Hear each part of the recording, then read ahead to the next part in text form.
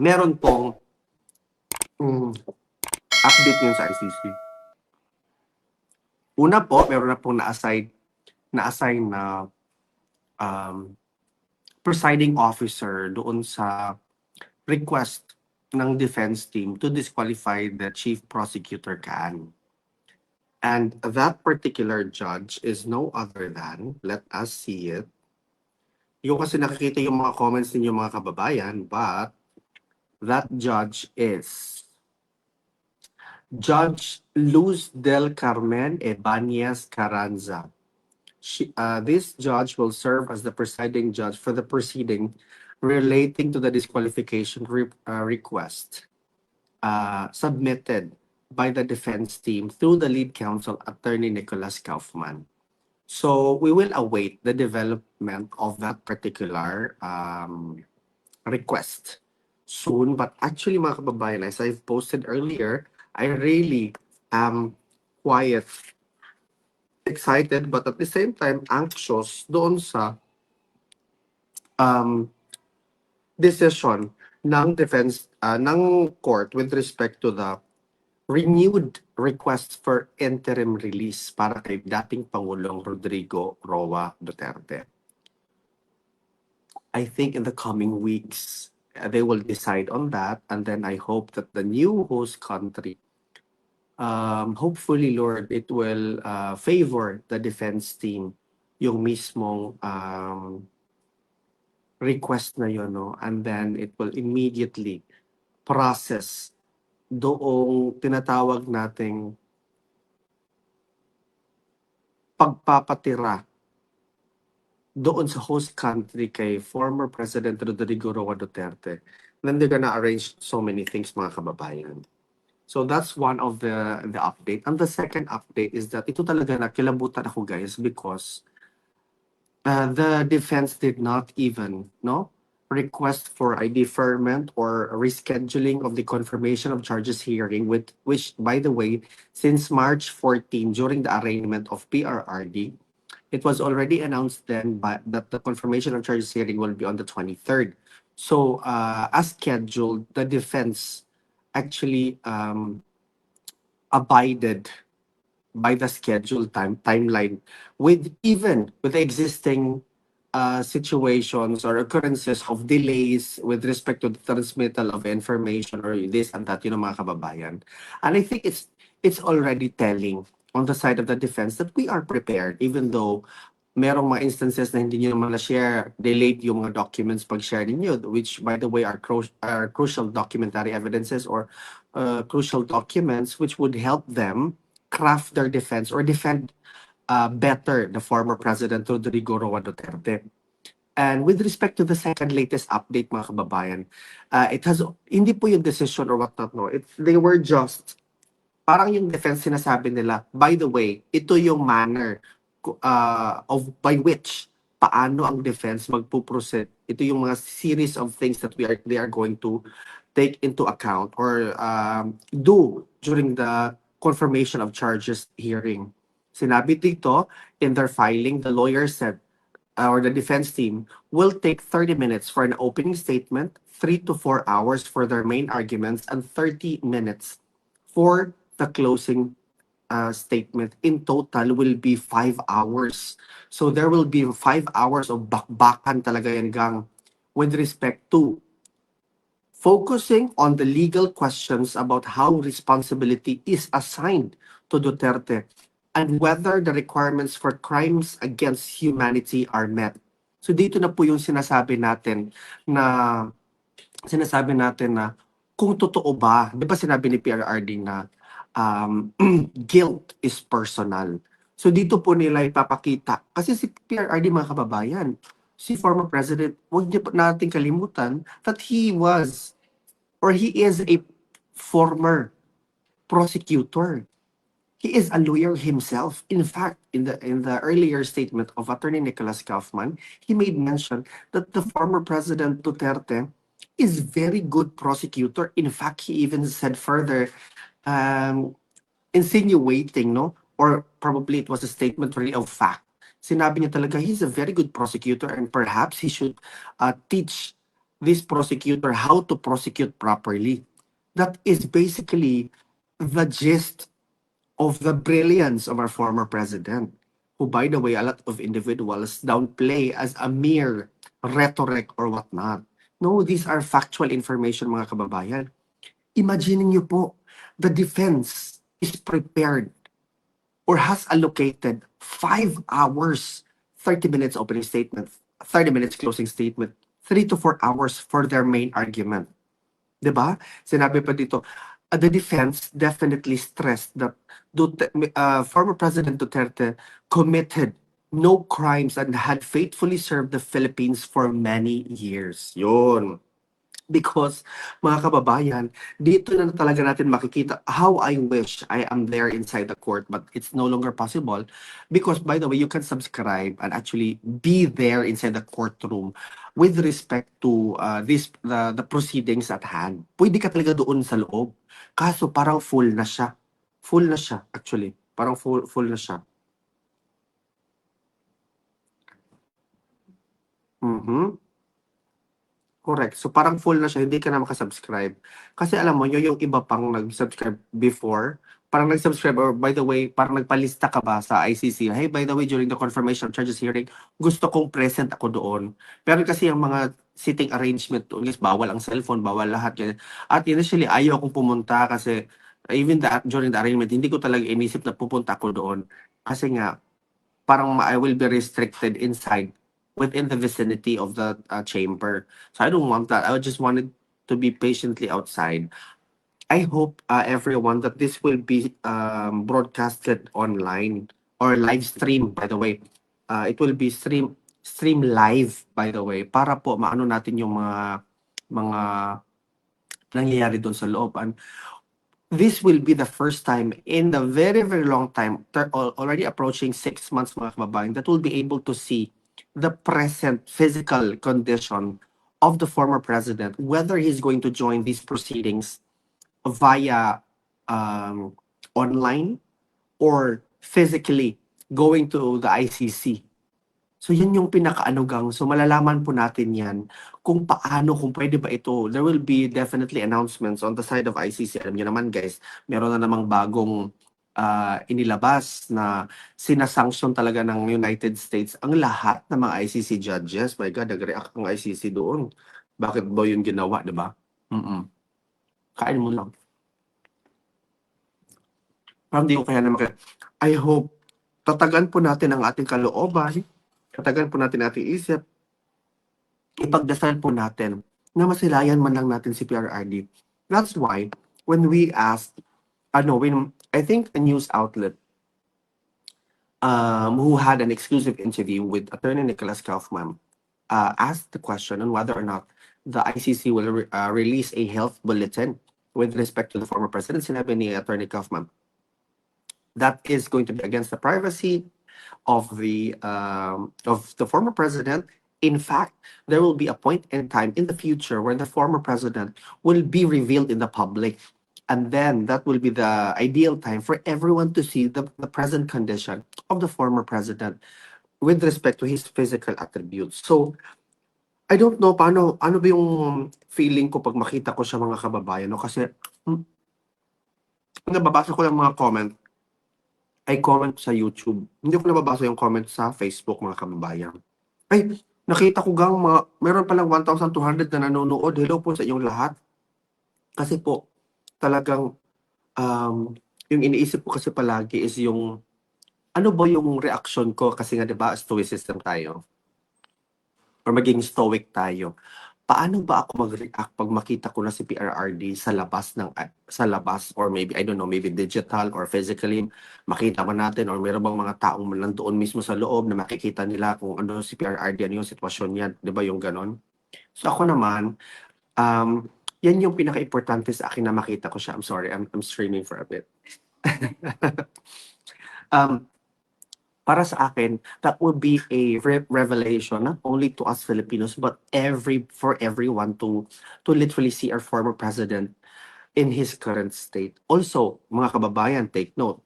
Sabihin ko sa inyo ha. Sinabi sa akin or merong mga bulong-bulungan na the anti-Duterte group are preparing to also counter the effort of the pro-Duterte individuals. Kaya ako pala ay ano to yan? Kaya ako pala ay very much, ang tawag dyan, w- well, not really concerned about that because sinabi ko naman na this is part of the democratic process. So, ang iniisip ko palagi na if there are people who are against the former president, of course, the people who are pro the former president should inundate, should how do I say that, fill the location where we're going to gather overwhelmingly that it will outweigh the presence of those who are anti. Because mga kababayan, there's actually an event daw sinasabi na parang there is an effort daw on the side of these anti people na they're going to gather from entire Europe daw sila, ganito ganyan. So for me naman, as a democratic loving person, what will I do? So I will just focus on the things that I can, that I have, how to say that, power to control or probably power to, or influence, or I don't know, to take part of whatever it is that I can work on. Doon na lang ako mag-focus. Wala na akong pakialam sa mga antay-antay or mga ganito ganyan gang. Wala, doon lang ako mag-focus sa piniprepare nating event or mga ganyan kasi doon talaga ang pinaka-focus ko ngayon. We have literally 1 month to prepare ourselves physically, mentally, and emotionally. Dapat tayo magkaisa during that time, mga kababayan. It should never happen na mas marami pa yung anti kaysa sa pro. So, whatever the mga, alam mo yun, mga personal grievances or whatnot ng mga ibang tao dyan, I don't care about hindi nyo, kung ayaw nyo sa akin. What I care about is for that moment that we really show support and solidarity para kay former President Rodrigo Roa Duterte. Totoo lang. Wala akong pakialam if we don't like each other but we're still going to be seeing each other in that particular venue. We need to be there. Most especially on the 23rd. Kasi we actually prepared an event on the 22nd to the 24th. And it's very important that we show force, that we show that we, in numbers, we are Filipinos in solidarity. This is no longer about just one person. Huh? This is about our representation and our Filipino identity. As country and as free people, we should have this particular point of view na hindi po dapat tayo magkawatak-watak, to be honest. Oo. Totoo lang. Mm-mm.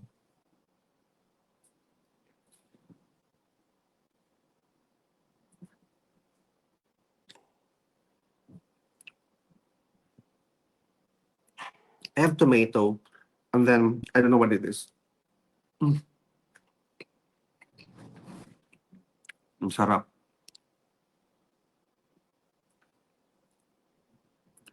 So dapat, doon tayo mag-focus. So, sa ano yung nag-matter.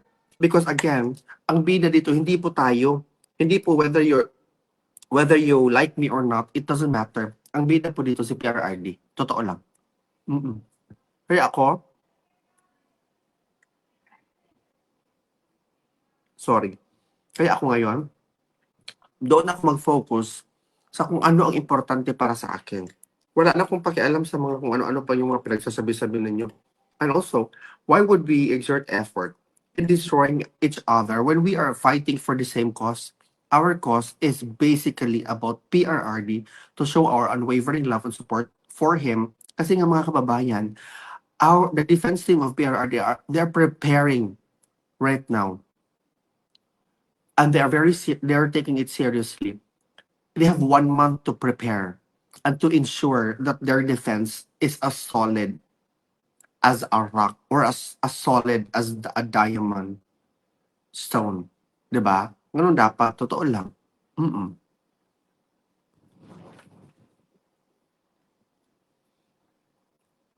Ano daw, dapat meron palaging name mo. Ana, ano kasi Ana, sa live stream lang yan gang, hindi yan pwede dito sa Facebook at saka yung sa YouTube. Sa live, ano yan, StreamYard pala. Mm. Mm.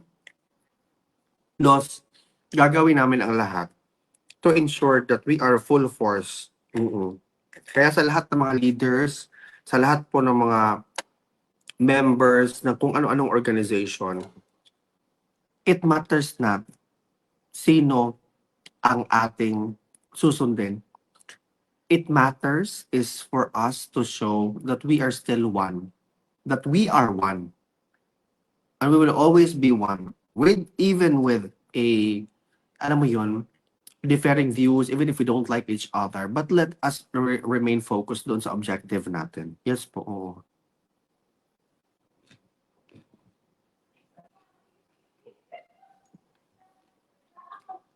So yun lang po. Ang punto ko, I would have wanted to go live like for 100 hour, 1 hour, but I cannot. Mm. Um, the Duterte Street is open from 10:30 to 6. But I noticed that people only come after lunch, or some few individuals go there in the morning, but it becomes a pattern now consistently that people show up after lunch. So yun po. Sabi ni Maria Teresa Viga lang, Ma'am Maria Teresa Viga, sabi niya, ipakita natin ma'am kasi di ba gusto mo mag-comment ng ganyan. Wala, yung kabastusan. Tandaan mo, pag wala na si PRRD sa The Hague, wrong pang spelling yung The Hague, wala nang manonood sa iyo at ni Aldo. Ma'am Marisa, wala po akong pakialam ma'am kung wala nang manood sa akin. Hindi bumalik ako sa buhay ko. Anong problema? Why are these insinuations as if that my life is like literally surrounding in this particular activity? This is out from the kindness of my heart. And I feel that this is my duty as a Filipino to do these things. Hindi ko po talaga, alam mo yun, binibigay na parang hindi na ako makapahinga kung hindi ko to ginagawa. No, ma'am. I feel this is my duty.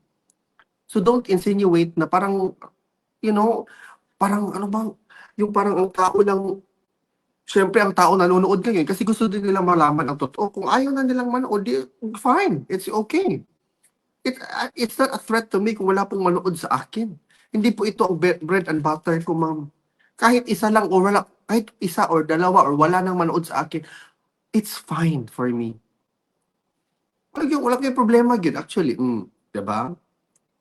Kasi gusto mo naman yan. Wala. Why are you trying to insinuate na mga ganyan-ganyan? I don't understand why. Because that's the kind, what you think is what you are. Yan yung iniisip nyo. Wala. Hindi ko naman yan iniisip yung mga ganyan.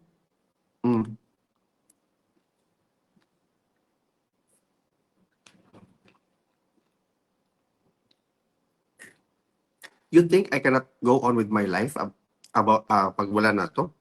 Really? Seriously? That's the kind of ano?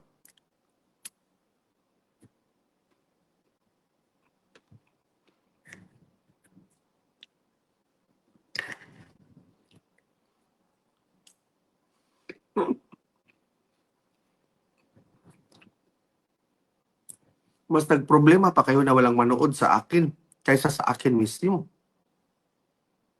Wala akong problema, Ginoo ko.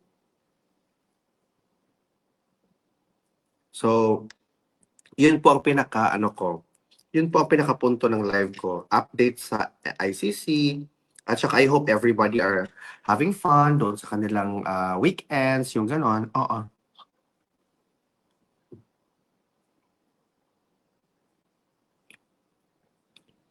Ano daw? Bakit gang? Wala namang problema, Ginoo ko, Lord. So yun po ang pinakapunto ko, mga kababayan, na sana ba na dire-diretso lang tayo sa ating kung ano yung objective natin from the very beginning. At saka, we are prepared sa mga, of course, it is your right to gather in because you are trying to be. It is a guaranteed right dito sa Netherlands naman yung mag-gather kayo, mga antay or whatnot nyo. Kasi karapatan nyo yan. But that doesn't mean that I'm gonna focus on you guys with whatever it is that you're trying to do. No. Definitely not. Doon lang ako sa objective ko. And my objective is to ensure that we have organized events particularly to ensure that si PRRD, especially during that day, I'm pretty sure na i-imagine ko na how you're going to try to parang create friction or chaos doon mismo sa labas ng ICC. Nakita ko na yan before eh. Sa unang-una pa lang, ang konti lang namin, 3 lang nga kami doon na I remember correctly. Ang rami-rami na, organized sila. Ang dami na nila doon with with all the flyers and whatever doon, with all their vigor and alam mo yun, yung talagang enthusiasm na nandoon talaga sila. But natinag ba ako? No. Because alam ko, right nila yan, as long as kayo alam mo yun, you stay where you are and we stay where we are because we are not here to cause any problem or trouble or mga riot ba yan or kung ano ba yung mga hindi kanais-nais na mga pangyayari. So, take your space and we are going to take our space and then we're going to coexist. That's how life should be viewed. There's no such thing as one way of doing things. Again, we can go back to the analogy that there's so many ways to open a can of tuna. So what's the point? Respetuhan lang to. We are living in one earth. So why do you think that you are very much special when in fact we have different genetic composition or we have different point of views in life? And that's a fact. It's not a rhetoric. Ganun lang. Ano lang tayo, respetuhan lang tayo. Kung gusto mo ng ibang ways or approaches to support a particular cause or movement, fine.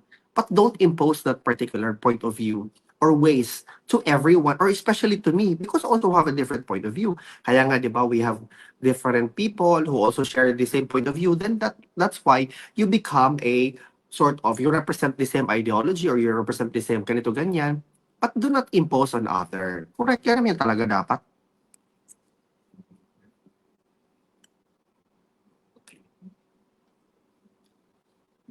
Gaya ng kagaya ng doon. Kagaya ng doon kanina.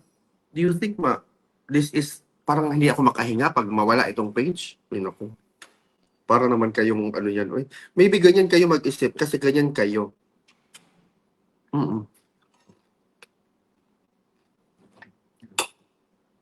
Wala akong, parang namang, the logic is not logicking, to be honest. Kung sinasabi pa yan sa atin, the logic is not logicking, to be honest.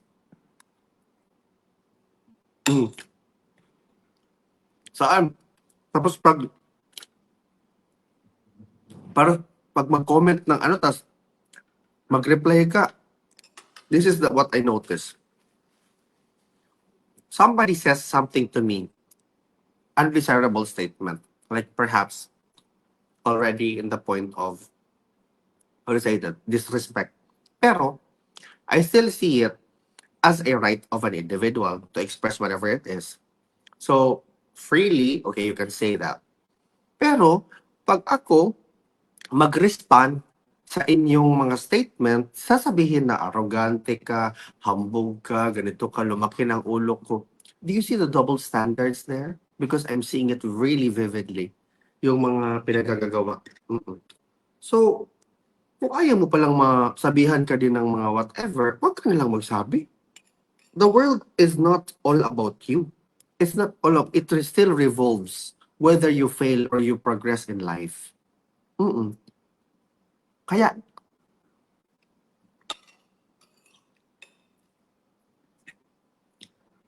wala pa akong problema. Wala. Sabihin ka, kung ano na yung sabihin nyo, wala. Kahit ano pa yan. Because I know myself more than you.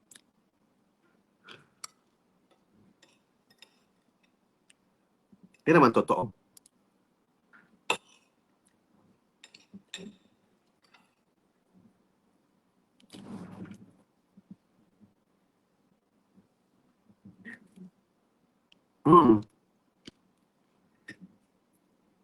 Dito sa Europe, it's very common to express a feedback constructively done, whether the feedback is positive or negative. That's an opportunity for you to have a different, or to have an insight on a different point of view from other individual. Yan yung totoo. Hindi po pwedeng ikaw lang ang tama, no? Kaya nga may iba't ibang relihiyon, may iba't ibang ganito, ganyan, content. That's very basic, no? And this is, ang dami-daming tao na napapansin ko ba na, lalo na yung mga detractors ko,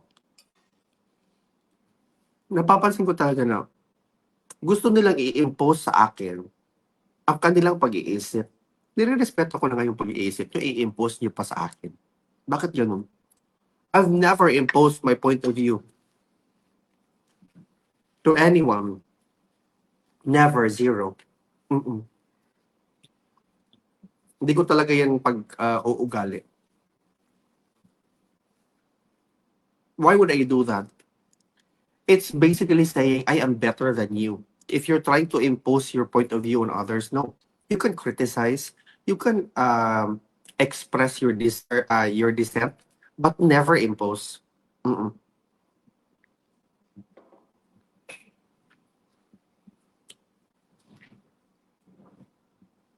Totoo. Wala na ako eh. Wala na akong, ano ba yan? Point of view or ganun. Alam mo yun, yung wala na ako. Kainin ko lang to guys. Tapos, hindi naman ako bothered. Hindi ako bothered sa kanila. Totoo. Yung akin is, ang akin, yung point of view ko sa buhay ganito, we all have differences. Kaya nga, iba't iba tayo ng hugis ng ilong. Kaya nga ba, iba't iba tayo ng kulay ng balat. Kahit Pilipino tayong lahat, magkaiba-iba pa rin tayo. Pero sa sitwasyon ngayon sa ICC, we are glued. We are chained. We are in solidarity because of one man and one man alone. And not only the man, but the principles that he uphold. So, yun pa.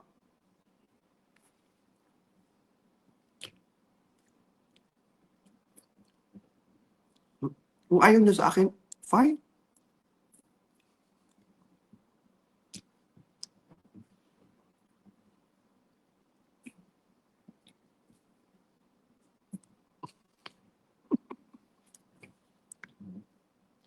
And makatawa pag it's also, I find it very hilarious and funny that these detractors, I don't know, probably it's your job or whatnot, you really go to my post, you go to my live, you go to whatever it is that I'm trying to put out in the platforms I own, to literally write negative things as if I'm going to read it or I'm going to like be disturbed about it or ganito ganyan. Why would you do that? Diba?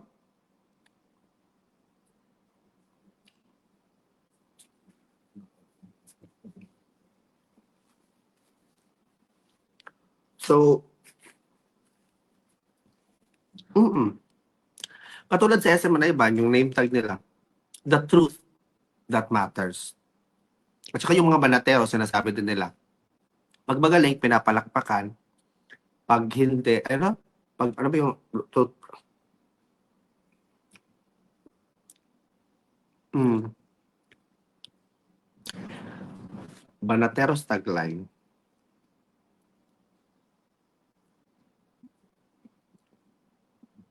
Ano yun? Ano yung sa kanilang tagline gang? Nakalimutan. Pag magaling, palakpakan.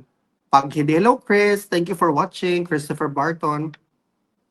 Pag magaling, palakpakan. Pag hindi, something like that. Mm-mm. Pag mali, babanatan. Yun pala. Opo. So, basically, wala na, tapos ang kinain ko po, it's chicken, and then there's Greek something, salad, and then meron pong pipino, and then cherry tomatoes, and then here. Mm-mm.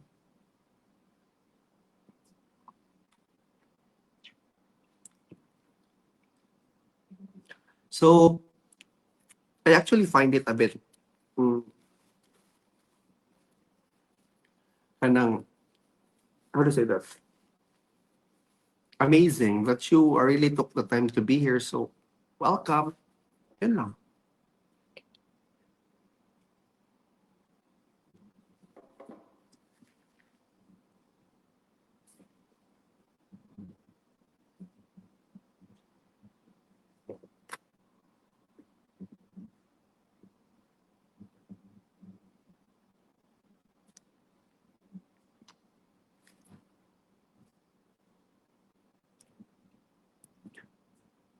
Gang. Wako ka bantay, gang.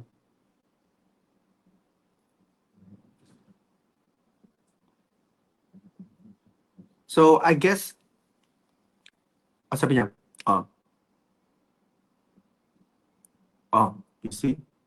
Sabi niya, di ba gusto mong sumikat, ayaw ninyo gamitan si Tatay Digong para makaila iyon at makadikit kay Inday Sara. Where's the, can you imagine? There's no logic, there's no brain whatsoever. Like, where is this coming even from?